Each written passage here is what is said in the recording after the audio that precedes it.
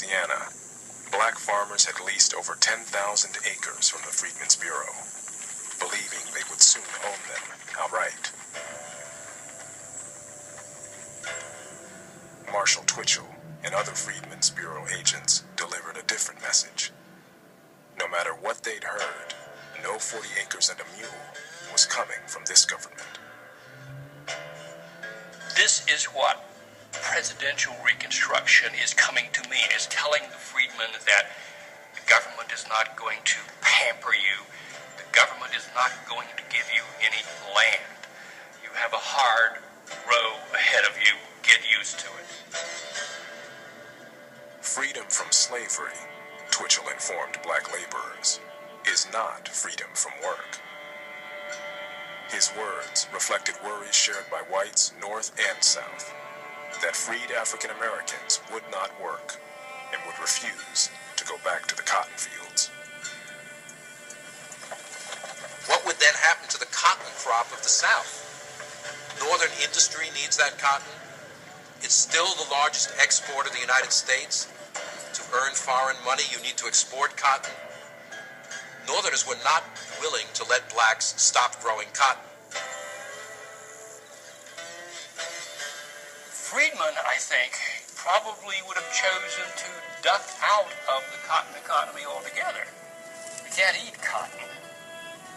For freedmen, becoming an independent landowner is a dream. That's their version of the American dream.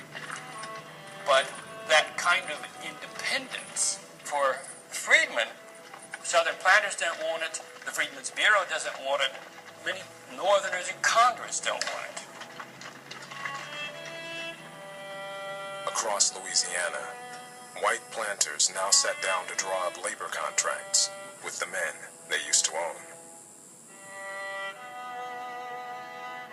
No matter what color your skin is, no matter what your status before the war had been, it's a new order for everybody. No matter what happens politically, you've got to figure out how you're going to feed yourself and your family.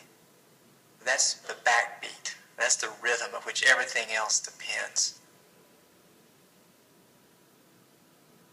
The freed people understand that they're going to have to work, but they do not want someone riding around on a horse with a whip curled on his shoulder as the overseer had done under slavery.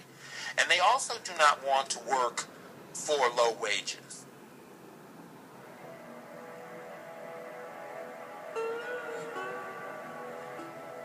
For many white Southerners, negotiating with slaves seemed unimaginable, because in the very notion of negotiation is an assumption of some kind of equality.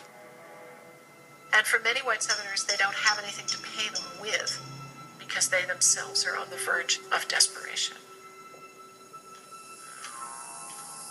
There is now nothing between me and the nigger but the dollar, the almighty dollar, said one South Carolina planter. And I shall make out of him the most I can at the least expense. They want submissive, obedient employees. I think in their heart of hearts they want a system that is as close to slavery as possible.